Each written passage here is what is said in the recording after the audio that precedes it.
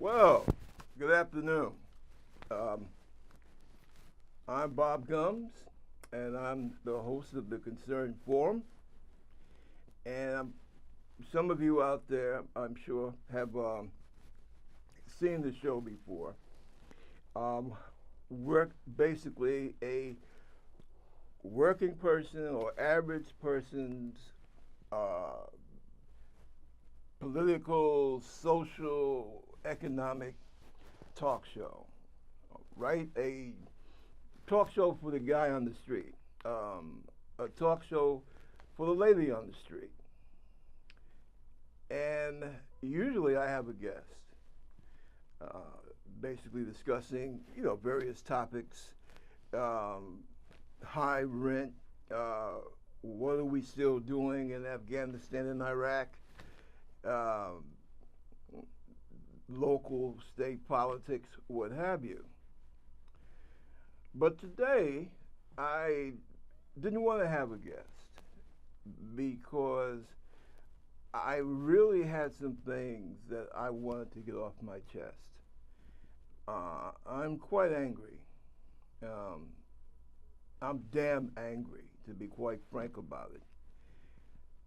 I'm angry at what I see happening to American politics. I am angry and how I'm seeing people of different ethnic backgrounds, religious backgrounds, how they're being treated, how they're being talked about.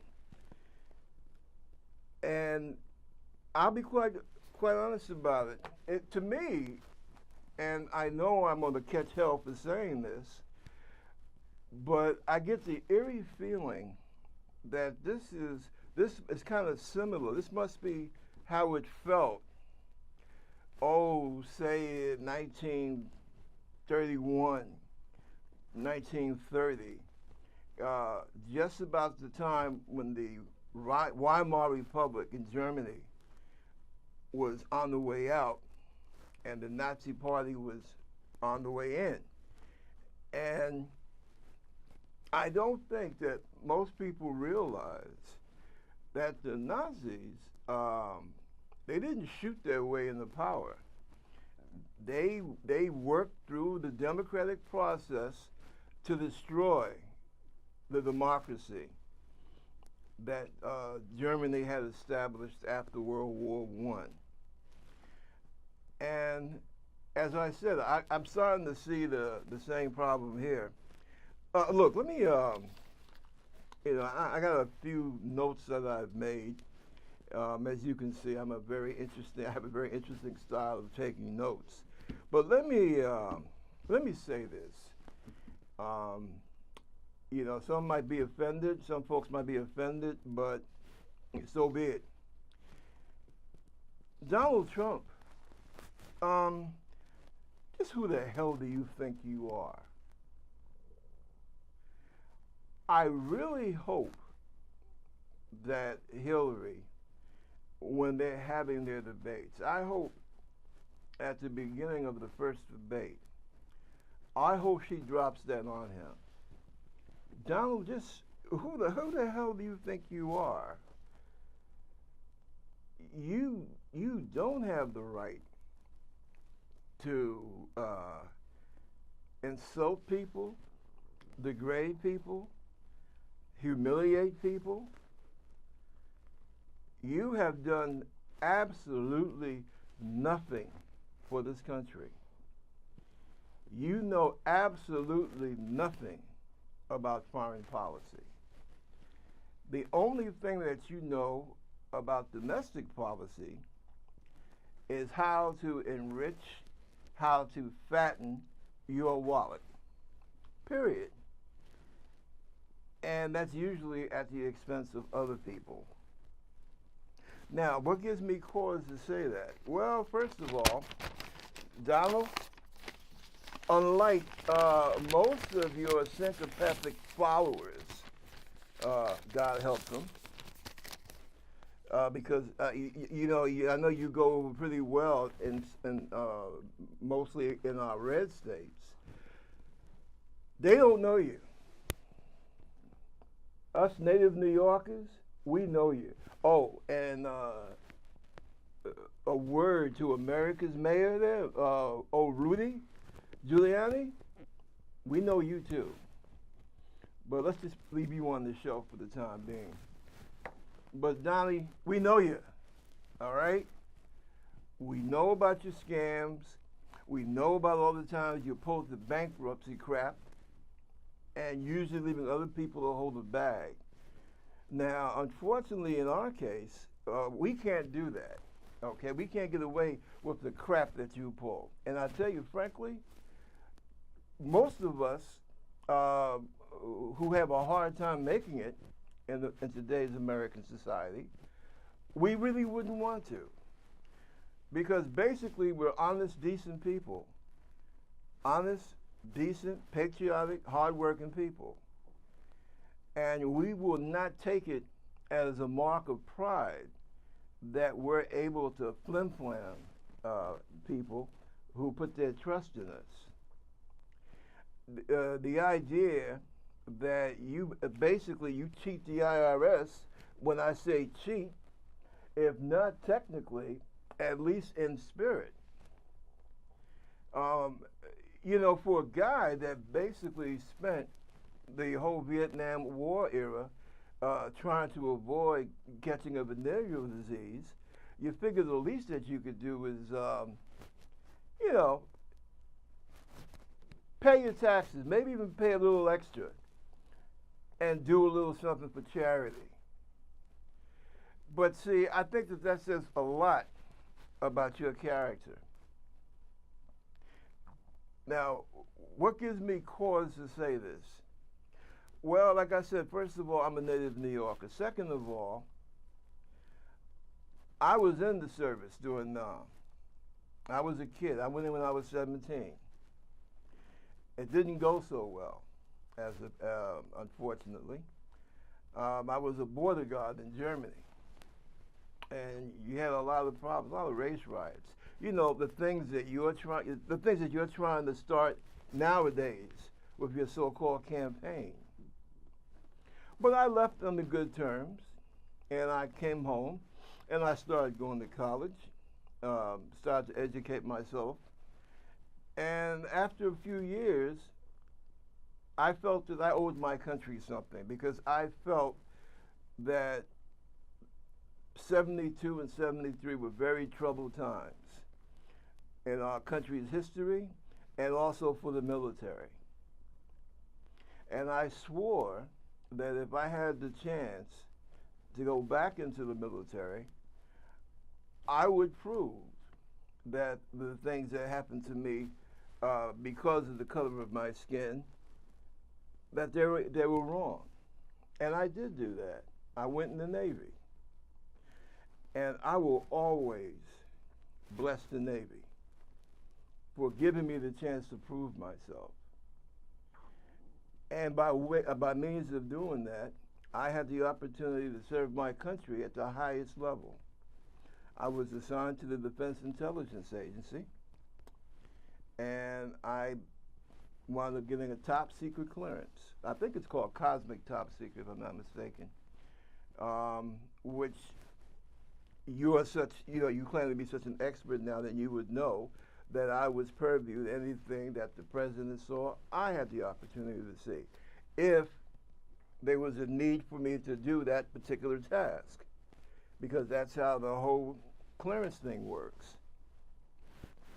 And my duties had me assigned to the White House and to the Pentagon, with access to Langley for the CIA, the NSA up in Maryland, the whole bit. And I was proud of that. So when you try to throw this crap about your opinions in terms of our foreign policy and our geopolitical status of the United States, you're full of it. And yeah, I know more than you do. And when those generals and those people who have worked, who have spent their lives uh, involved in trying to create a foreign policy, whether they make mistakes or not. You're not worthy to touch the bottom of their feet. And I wanted to get that out so bad. And you know, it's funny because I'm really stepping all over myself. I had this whole thing laid out in a certain type of order. But, you know, thinking about the crap that you have pulled in the last 3 days and how it could affect the guys and gals who are the tip of the spear. Some young Marine on station in Afghanistan, some young lady on an aircraft carrier over there in the Red Sea, for example. Those guys, they don't need to hear the nonsense and the filth that you're talking about. That's wrong. You want to be their commander-in-chief. You need to act like one. You need to act like you're grown up enough for the job. How dare you have our service people, how dare you have our men and women wondering, well, am I here because, well, Donald says that my president and my commander-in-chief is the guy that created the enemy that might kill me. Donald, how could you do that, man? As a veteran,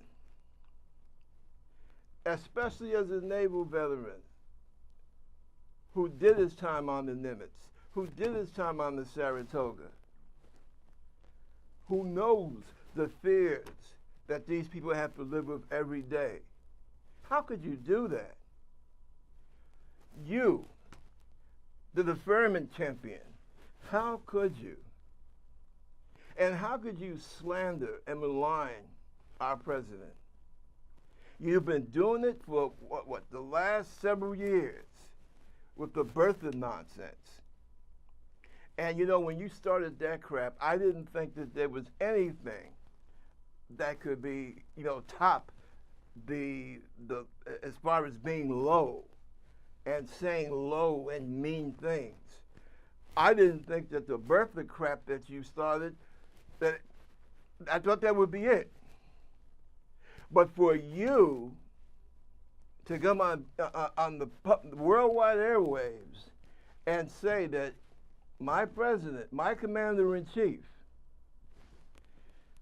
is the guy that created a vengeful criminal organization, and then have our people over there fighting the organization that you claim he created. I don't think there's anything lower than that. Well, let me say this. I took an oath. As a matter of fact, I spent about 28 years, somewhere between 25 and 27, 28 years in the service of my country. Because after I came off my 10 years of active duty Navy, I went in the Naval Reserve, and then from there I switched over to the Army Reserve and the Army National Guard. So I've had to take this oath quite a few times. But the basic idea that I have to defend my country and my Constitution against all enemies, foreign and domestic. Personally, as far as I'm concerned, sir, that means you. Because I believe what our president said was correct. You're not fit to be in the White House. As a matter of fact, you are not fit to be in our government, in any part of our government, after the nonsense that you have spewed this past week. And I'm not doing this for the sake of championing Hillary Clinton. No one's paying me for this. As a matter of fact, I'm looking for employment now. I got a lot of my own problems, believe me, just like every other American. I got bill collectors. I'm partially disabled, which I'm fighting the Veterans Administration about. I had a part of my spine removed. And you know what? If I had to do it, if I had to go back in the Navy and go through all the things I went through, I would do it again in a heartbeat. It's not that your politics are so different. Some of the things that you say, they're actually true. We do need to question the treaties that we've been making for the last last few decades. There's no problem with that. This is what America is about. But see, you don't stop there. You make a priority of being cruel, of being bigoted, and I'm going to tell you, all of us as Americans, we all have to stand up and bear a part of the responsibility and a part of the shame. Because you know, when you first came down that escalator and you made that comment about all Mexicans being murderers and rapists and thieves and all this other crap, we should have just shut you down then.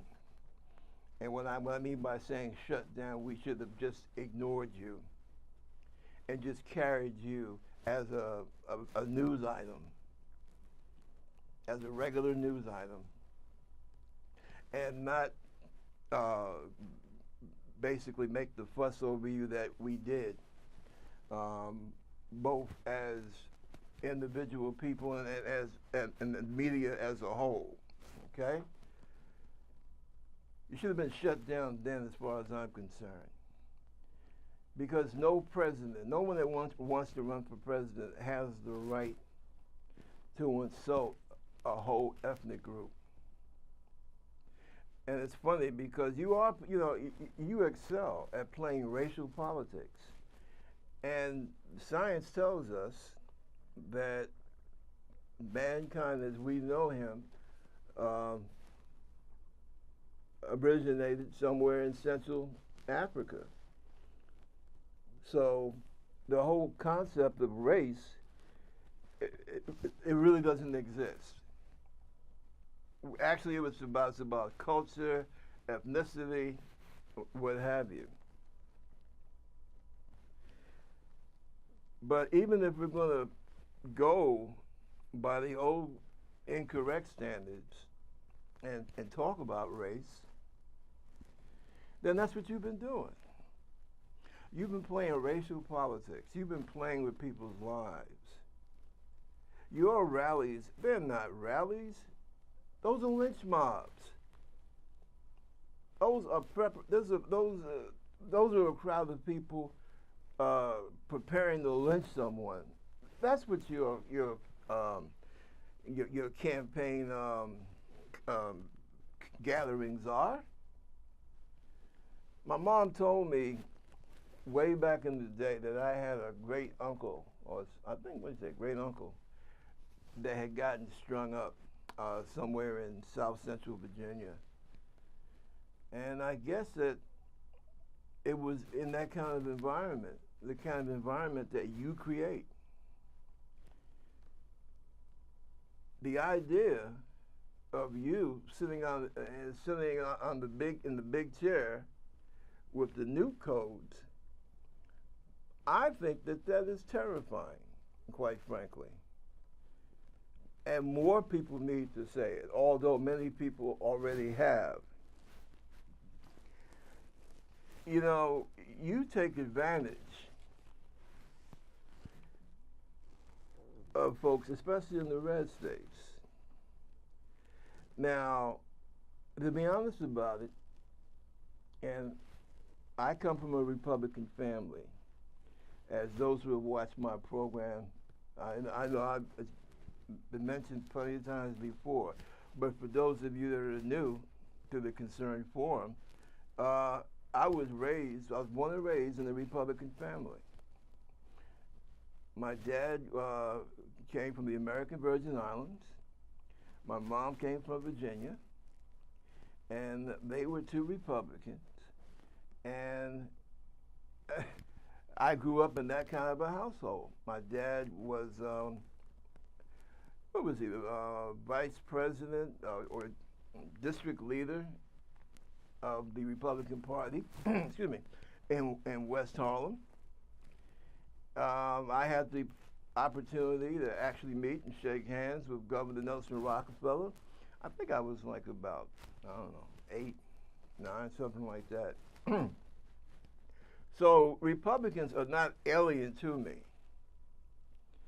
But unfortunately, this is not that Republican Party. This is not the Republican Party of Eisenhower, a Rockefeller, a Javits. This is a very sad and different breed. And frankly, you are the worst that they have produced. And it's time that people in this country stood up to you. It's time that people who call themselves leaders stand up to you and actually just tell you, hey man, move on, okay? We don't need you up there.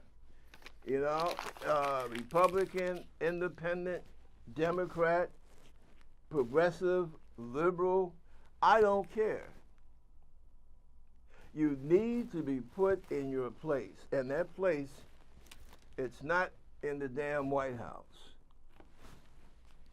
Now, you talk a lot about the Rust Belt and what's happened there. Well, Mr. Trump, I understand that you hire a lot of your help who happen to be, I don't like to use the term illegal immigrants. They're human beings, they're people. But it's okay when you feel it's necessary for you to take advantage of that situation. But then when you want to try and tie it around someone else's neck for political purposes, then you go right in ahead and you do it. And another thing, and this I would say to your followers,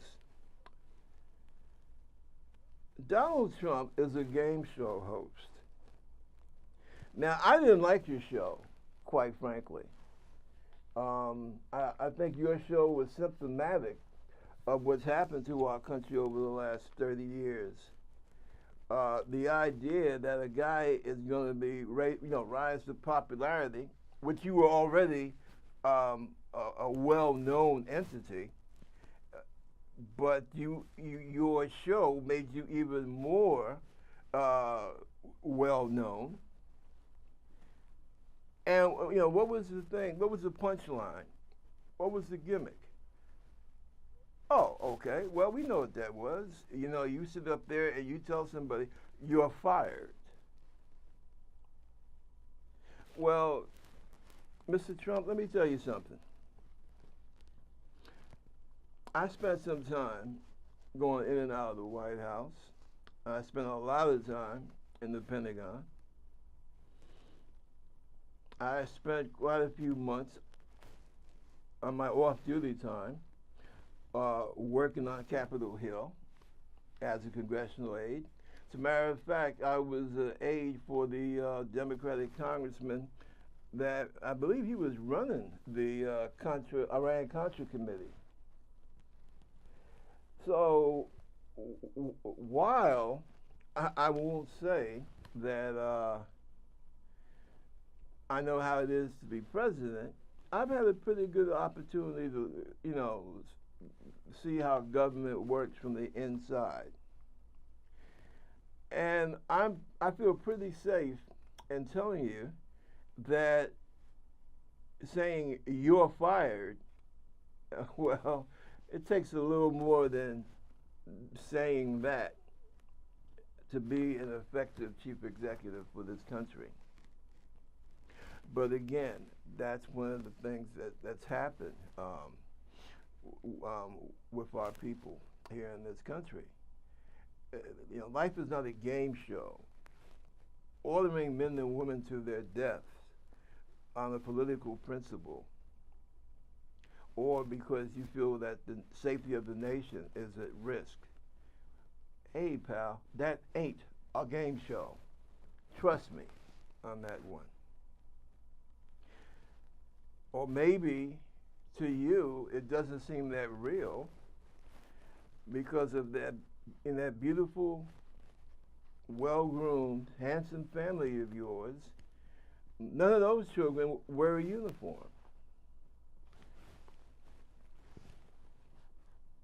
Am I knocking that? I'll be honest about it. I feel that everybody should serve. If not in the military, then in some form of fashion. Maybe that makes me a bit old-fashioned. But I think that because of the fact that you don't have children in the military, say the way Tim Kaine does,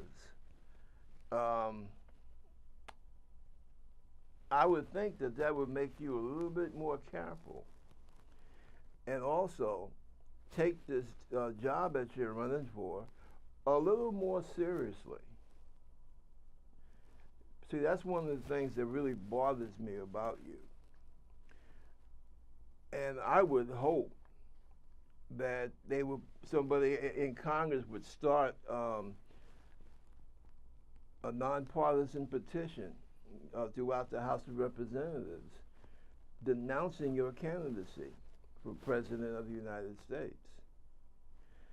I would hope that that is one thing that Republicans and Democrats and independents on Capitol Hill could put their heads together and come up with.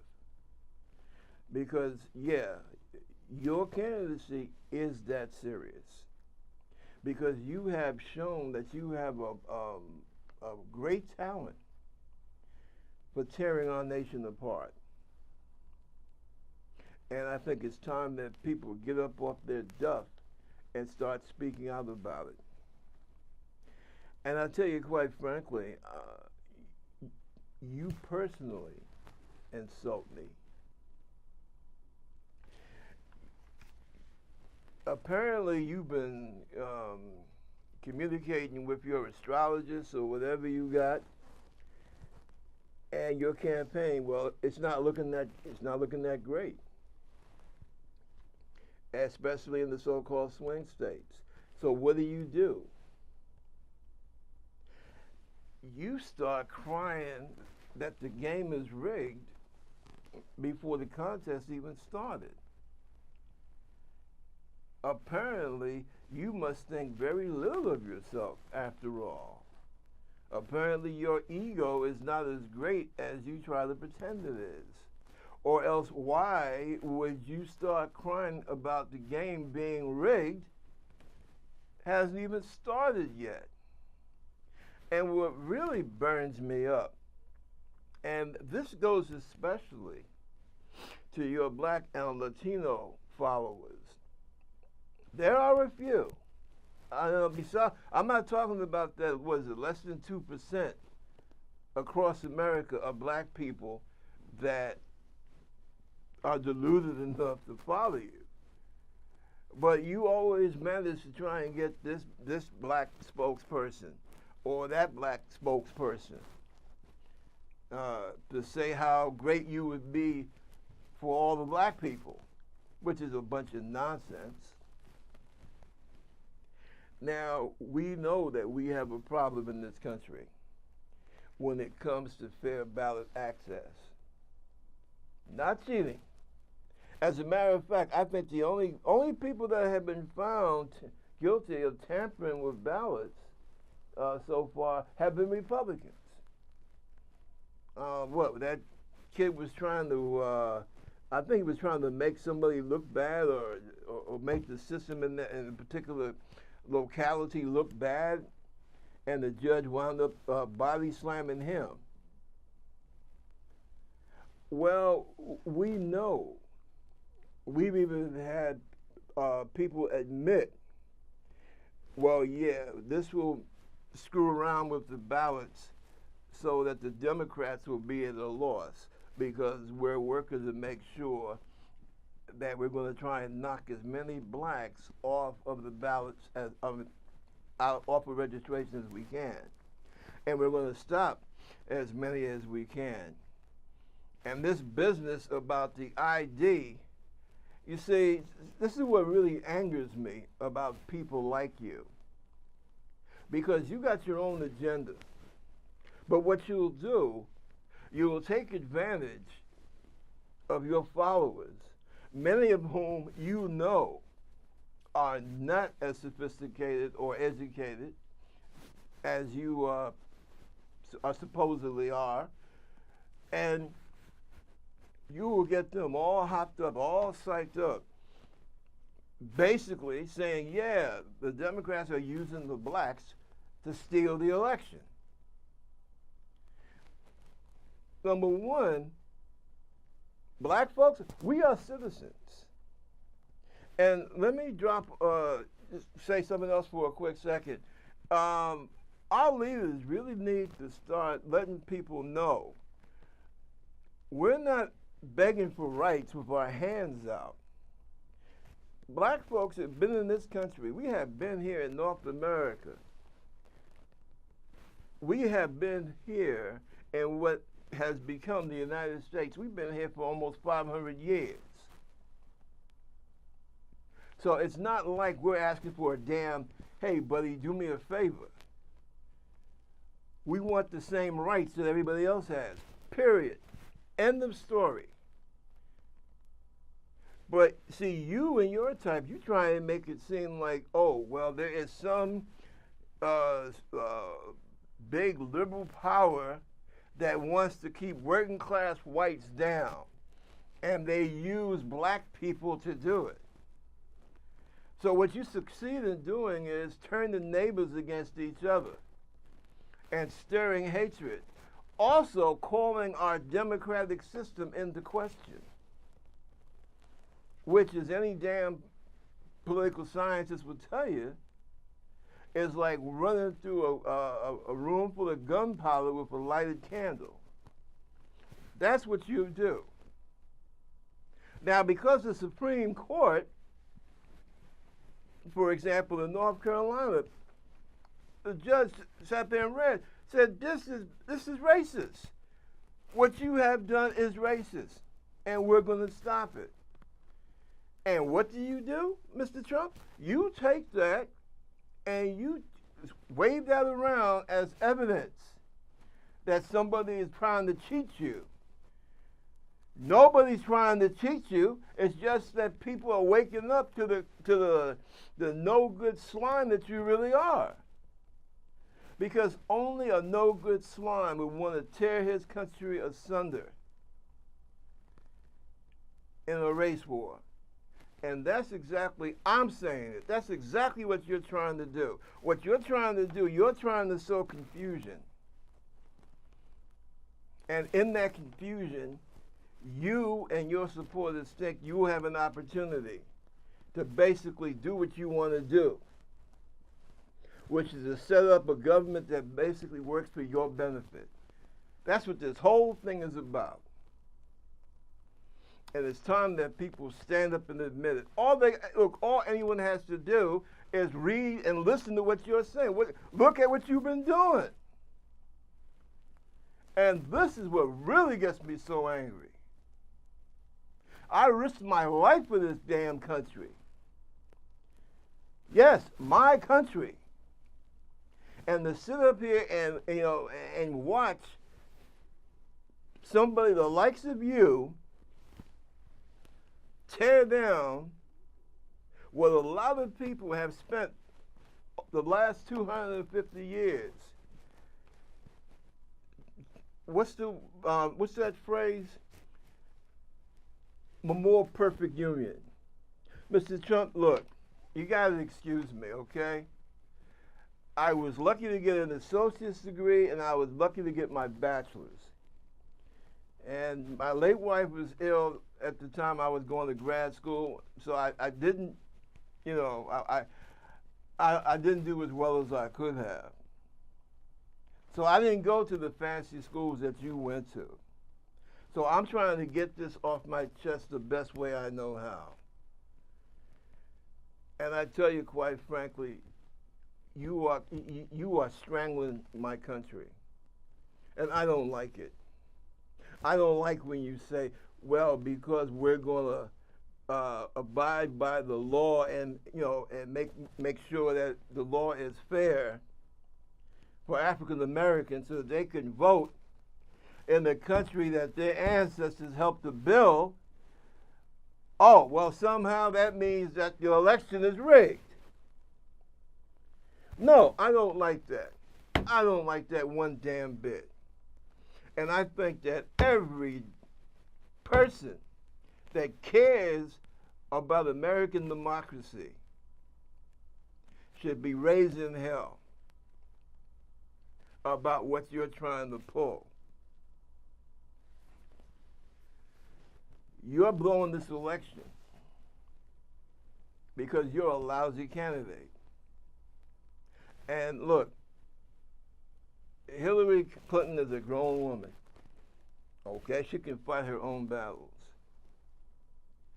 But see, she's not out there attacking a whole, you know, I mean, my God, you attack everybody. Is there anybody besides working class white men that you can get along with? You know, I'm telling you, baby, you're not. That book, How to Win Friends and Influence People. You know, I think that you need to check that. I think you need to check that book out. If you read it before, I think you need to read it again. What you did, for example, to the Khan family. You know, there's some claim, especially on your part, you and your surrogates.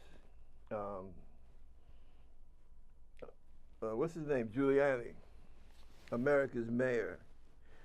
That you know, you love the vets. You care so much about veterans. Well, you know what? I served with a few people that were of the Islamic faith.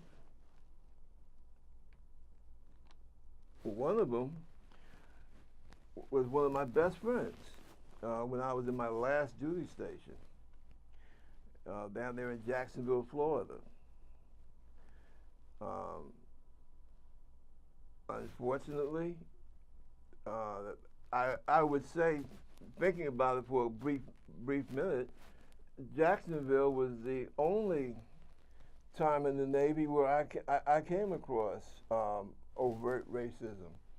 And that wasn't because that wasn't the Navy's fault. That was because of the area that we were in. Because Jacksonville at that time had a lot of problems. And I wouldn't be surprised if that's an area where you're doing well in. Because unfortunately they go for that kind of stuff. You know, Mr. Trump, I get the feeling that what you're trying, you know, you're getting a lot of your support from people who are Aryan nationalists. Now, we know that you already getting support from the Ku Klux Klan. They've said it. I mean, how many times does David Duke have to say it? I think that would cause any sane person of color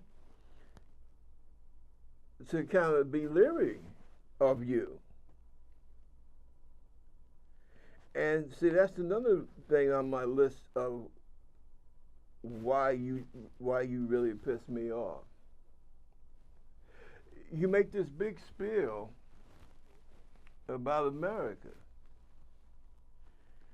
but you hate Americans.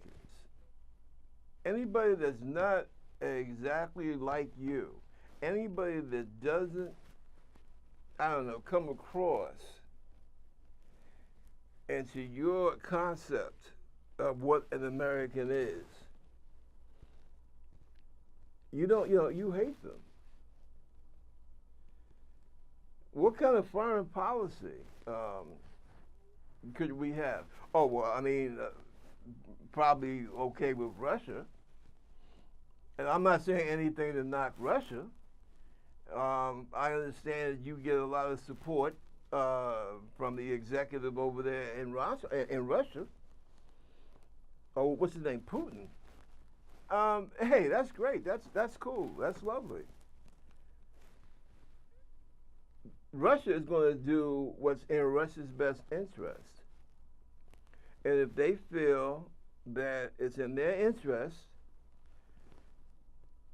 to have a loudmouth racist work on trying to split up our democracy, then yeah, I mean, I can see them liking you. Now, we already have divisions in this country.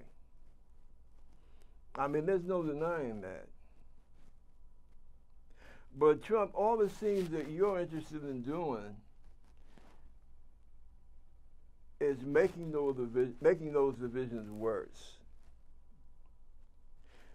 And I hate to say it, but you and your followers, you actually, you give the impression that you're hoping for a physical confrontation of some type. You make this big deal about, you love police officers. Trump, we all respect the police. It's just when police basically do things that are wrong, we expect them to be duly punished, tried, what have you, just like the same way if I did something wrong, or Joe down the block or Mary across the street did something wrong. That's all. That doesn't make us anti-police. And your one of your main encompasses there, I think that's the proper word I'm looking for, America's mayor, Rudy Giuliani, I think that's something that he never learned. If I'm not mistaken, this is the mayor that we had a crisis in New York where it was found that a police officer rammed his nightstick up the rectum of a young black man. And I don't know, it seems that old Rudy, that he had a problem when it came to law and order, because he definitely gives the impression that it's a one-way street. Rudy, my late wife used to have a saying. That's why that's why the man put erasers on pencils. Yeah.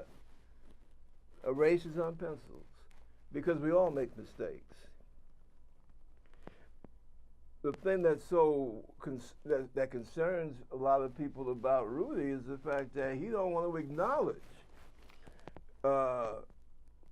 when the forces of law and order make a mistake or do something that's out of line.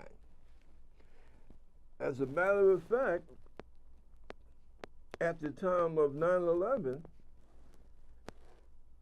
I don't think Rudy Giuliani could have gotten reelected. If it was possible. And this is not just black people. This is black, this is Asian, this is Latino, this is white, because Giuliani, like you, Donald Trump, had become so expert at putting people against each other. And I guess that's why you guys are so close now, Trump, Giuliani. As a matter of fact, maybe you should have thought about having him as your vice president, because you both have that myopic way of looking at life here in America. And it's just plain damn wrong. You think that you're so clever because you have all these folks in the red states that are following behind you. And I'm going to say something else too, which I'm going to probably catch a lot of hell for. But what's your thing? What are you being, what are your claim to fame right now? You have been able to capture the attention of many people in the white working class. Although I'm relieved to see that a lot of them are waking up about what you're about. But basically, that's where you're coming from. You feel, and your followers feel, that somehow America we've lost our greatness. And you might as well, I don't know what you're waiting for. Why don't you come out and say what you want people to feel? I mean, you're saying it basically kind of low key. Why? I don't know. Why don't you just come out and say it? We're not great anymore because we've elected a black president 2 times in a row. Which, by the way, he's half white. But we're not living in Europe. If we were living in Europe, he would be a guy who's half white. But here in America, based on our racial history, just like they had it set up in law in the South, if you had 1 drop of Negro blood, then you are a Negro. So President Obama is black, which he is. And, he seems quite contented with that fact. But you and the folks that deeply support you, you guys think that because this man was intelligent enough, politically astute enough to get himself elected president of the United States, that means that somehow there's something wrong with this country. We lost our greatness. That the Marines, they don't go from the halls of Montezuma anymore. That the Navy we don't do anchors away anymore.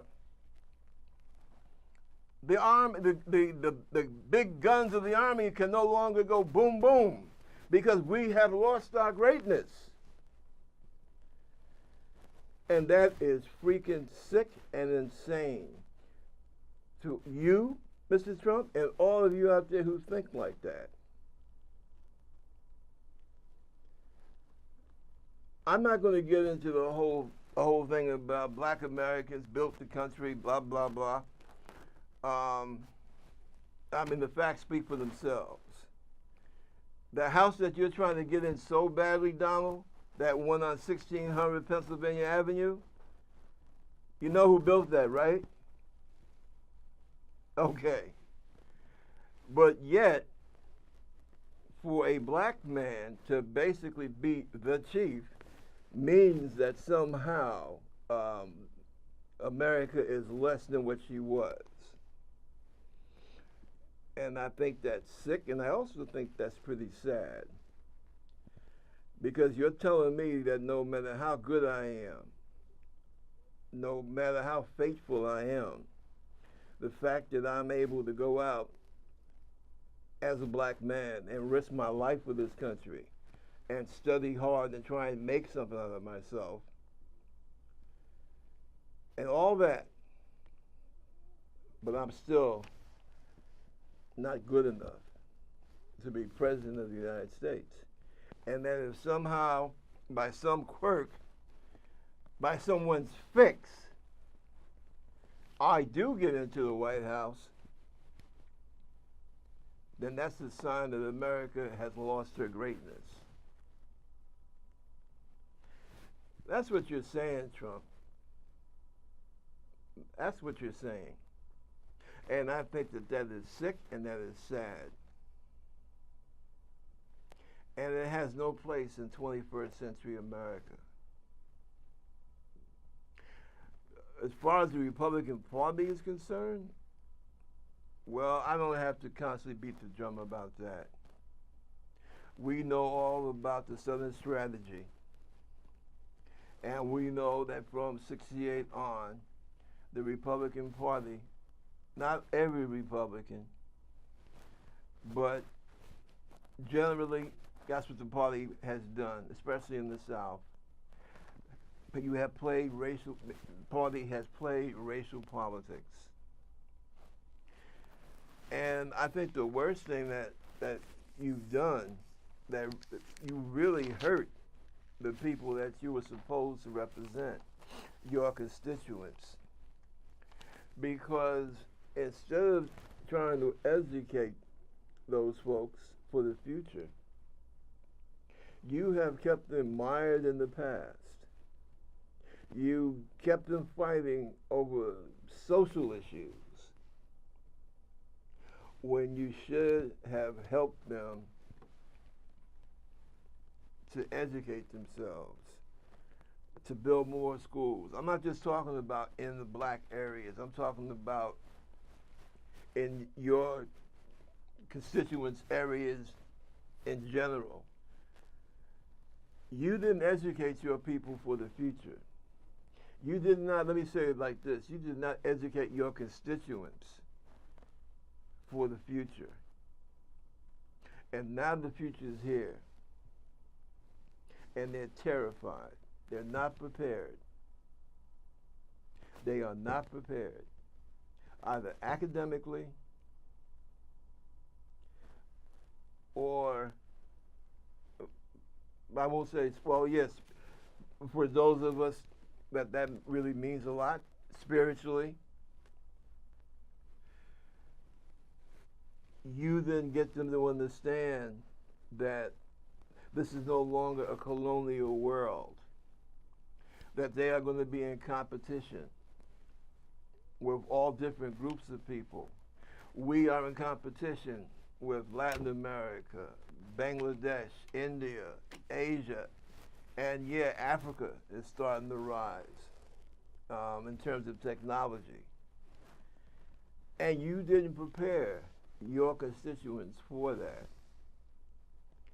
You didn't tell them that, well, in the meantime, we're going to basically take tax money to benefit, huge corporations, the military-industrial complex, like Eisenhower warned about. And we're not going to really push the things that will help you folks.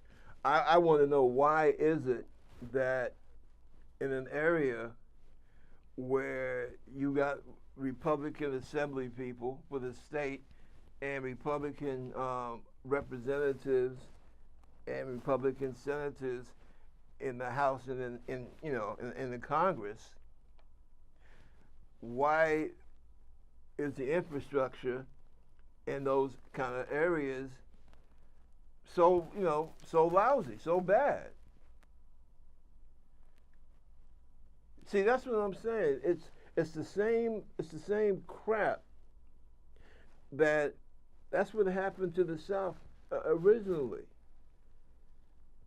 Slavery hurt white Americans in the South almost as much as it hurt blacks, because you guys were kept ignorant and kept poor, and the guys who were running things said, well, look, we'll give you certain tidbits. You can be on slave patrol, and you can always tell yourself, well, at least I ain't a nigger. And see, that's basically the mentality that has, run the South. And basically, that's what runs the kind of thinking that runs red state America. And the future caught up to you. And it also helped to spawn Donald Trump. And I think that that is extremely sad. And I think that that's something that we as Americans, we have to face. You know, Trump is not just, it's like a disease, you know. It's not just going to affect one group of people, it affects the whole damn country. And I think that we need to be aware of that, and we need to start standing up and pointing out the fact that Trump and his syncopaths, his followers, they are trying to essentially, they're trying to drag us back to the dark ages, essentially. They want a world where there's a whole bunch of us fighting, scrapping for an existence, and then there's them. What they're trying to do, they're trying to basically Nazify this country. And we can't let that happen. My God, you ask one of them, look at the people that he sends to represent him on the media, his surrogates. You can't hardly get a straight answer out of any one of those people. Yeah, hell, you can't get a straight answer out of him.